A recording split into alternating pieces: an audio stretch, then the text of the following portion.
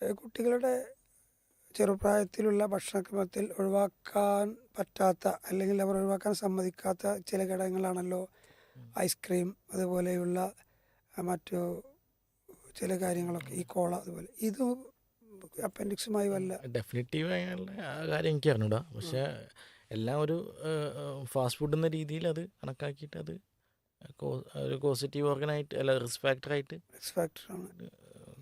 നോക്കാറുണ്ട്. വയറിൻ അപ്പൻഡിക്സ് കഴിഞ്ഞാൽ ഓപ്പറേഷൻ കഴിഞ്ഞാൽ ചില ആൾക്കാർക്ക് ഇങ്ങനെ വയറുവേദന വന്നുകൊണ്ടിരിക്കും.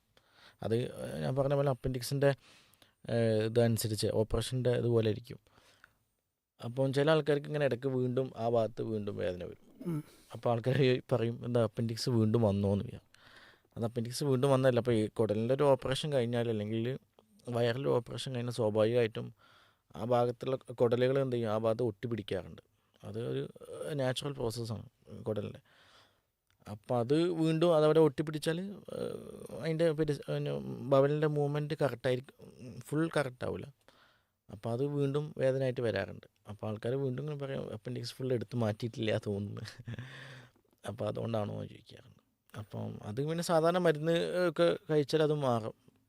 അത് കുറച്ച് കാലം ഉണ്ടാവും. ചില ആൾക്കാർക്ക് കുറച്ച് കാലം ഉണ്ടാവും, ചില ആൾക്കാർക്ക് ഒന്നും ഉണ്ടാവാറില്ല.